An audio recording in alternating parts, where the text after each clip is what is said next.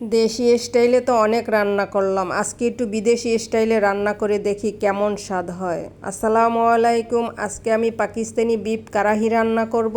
এজন্য আমি 1.5 কেজি গরুর মাংস নিয়েছি। আমি একদম মাপ দিয়েই নিয়েছি, 1.5 কেজি হাড় চর্বি মাংস মিলিয়ে নিয়েছি। মাংসটাকে আগেই আমি কেটে ধুয়ে একদম পানি ঝরিয়ে রেখেছিলাম। চুলায় একটা কড়াই বসিয়ে আমি তেল দিয়ে দিলাম। এই রান্নাটা কিন্তু পরিমাণের চেয়েও বেশি তেল লাগে, সেই আন্দাজ করে আমি তেলটা বেশি দিয়েছি। আমার 1.5 কেজিতে যেমন তেল লাগবে, আপনারা কম বেশি মাংস নিলে সেই অনুযায়ী তেলটা পরিমাণে বেশি দিয়ে নেবেন।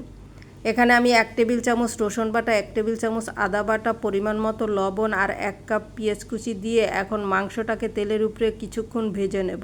আর এই ভাজার সময় চুলার জালটা কিন্তু একদম বাড়িয়ে দিতে হবে, যাতে মাংস থেকে পানি না বের হয় আর তেলের উপরে মাংসটা একটু ভাজা ভাজা হয়। ভাজা ভাজা হয়ে গেলে যখন মাংসের কালারটা চেঞ্জ হয়ে যাবে তখন দিতে হবে এখানে গরম পানি। একদম কড়াই ভর্তি করে আমি পানি দিয়ে দেব আর এভাবেই ঢেকে রাখবো আমি প্রায় 1 ঘন্টার মতো। চুলার আঁচটা কিন্তু মিডিয়ামে রেখেছি। আর 1 ঘন্টা পরে ঢাকনা তুলে দেখলাম যে পানিটা অর্ধেক শুকিয়ে আসছে। এই পর্যায়ে দিয়ে দেবো 3 টেবিল চামচ টক দই। টক দইটা দিয়ে আমি 5-7 মিনিট আবার একটু জাল করে নিয়েছি। এই সময় কিন্তু আমি ঢাকনা দেইনি। এখন আমি দিয়ে দেবো 5-6টা টমেটো। আস্ত টমেটোই আমি দিয়ে আবার ঢাকনা দিয়ে ঢেকে রাখবো প্রায় 10-15 মিনিটের মতো। 10 মিনিট পর ঢাকনাটা উঠিয়ে দেখলাম টমেটো একদম নরম হয়ে গিয়েছে। আপনারা চাইলে টমেটোর উপরের পাতলা আবরণটা ফেলেও দিতে পারেন অথবা মাংসের সাথে মিলিয়েও দিতে পারেন। আমি একদম নাড়াচাড়া করে মাংসের সাথে মিলিয়ে দিয়েছি আর 2-1টা ফেলেও দিয়েছি। আমি 2টা আলু মাঝখান দিয়ে কেটে 4 টুকরা আলু দিয়েছি। এটা সম্পূর্ণই অপশনাল। কারারি মাংসে কিন্তু আলু দেওয়া হয় না। আমি দিলাম, বাঙালি বলে কথা তো, আলু ছাড়া চলে না, সেই জন্য। এই পর্যায়ে আমি সব মশলা দিয়ে দেব। 2 টেবিল চামচ মরিচের গুঁড়া, 1 চা চামচ জিরার গুঁড়া, 1 চা চামচ ধনিয়া গুঁড়া আর 1 চা চামচেরও কম দিয়েছি চিনি। কারারি মাংসে যদি আপনারা টকটক ভাবটা রাখতে চান আর কি ফ্লেভারটা রাখতে চান তাহলে চিনি দিবেন না, চিনি স্কিপ করবেন। আমার কাছে এই ফ্লেভারটা ভালো লাগে না দেখে আমি চিনিটা দিয়ে ব্যালেন্সটা ঠিক রাখলাম। আমার ঝোল কিন্তু প্রায় শুকিয়ে আসছে। এখন আমি দিয়ে দেব 1 চা চামচের মতো কাসুরি মেথি, হাতে ডলে একদম ছোট গুঁড়া করে নিয়েছি, এটা দিয়ে দেব।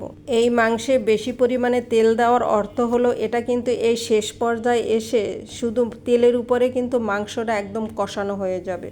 ঝোল একদম শুকিয়ে ফেলতে হবে, এই জন্যই তেলটার পরিমাণটা বেশি দিতে হয়। এই পর্যায়ে আমি 1 ইঞ্চি পরিমাণে আদা লম্বা লম্বা কুচি করে দিয়ে দিয়েছি আর 1 মুষ্টি ধনিয়া পাতা এখন দিয়ে দিলাম। দিয়ে এই দুটোকে এখন কিছুক্ষণ কষিয়ে নেব, যতক্ষণ পর্যন্ত না আমার ঝোলটা একদম শুকিয়ে মাংসটা ভাজা ভাজা হয়। আমি কারারি মাংস রান্না করব আর কড়াইতে রান্না করব না, এই জন্যই কিন্তু কড়াইতে আমি রান্না করেছি। চাইলে পাতিলেও রান্না করতে পারতাম। আপনারা চাইলে প্রেসার কুকারে প্রথম মাংসটা সেদ্ধ করে নিতে পারেন আদা রসুন দিয়ে, তারপরে বিভিন্ন মশলা কড়াইতে দিয়ে অ্যাড করতে পারেন। আমার কিন্তু মাংসটা রান্না করতে প্রায় 2 ঘন্টা সময় লেগেছে, তবে মাংসটা একদম সফট হয়েছে আর এখন তেলের উপরেও একদম ভাজা ভাজা হয়ে গিয়েছে। মাংসটা কিন্তু হয়ে গিয়েছে। আমি চুলা বন্ধ করে সাথে সাথে একটা স্টিলের প্লেটে আমি ঢেলে নিলাম।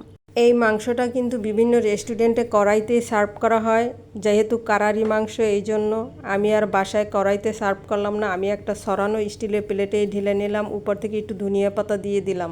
আমি একটা বিষয় ক্লিয়ার করে দেই যে গরুর মাংস রান্না করলাম অথচ কোনো গরম মশলার আইটেমই দিলাম না। এই কারারি মাংসে কোনো গরম মশলার আইটেমই দেওয়া হয় না, সেই জন্য আমিও দেইনি। তবে খেতে কিন্তু জাস্ট ওয়াও। এই কারারি মাংস ভাতের চেয়েও রুটি পরোটার সাথে আরও বেশি মজা লাগে। আমার রেসিপি ভালো লেগে থাকলে সবাই বেশি বেশি শেয়ার করে দিবেন। সবাই ভালো থাকবেন। আল্লাহ হাফেজ।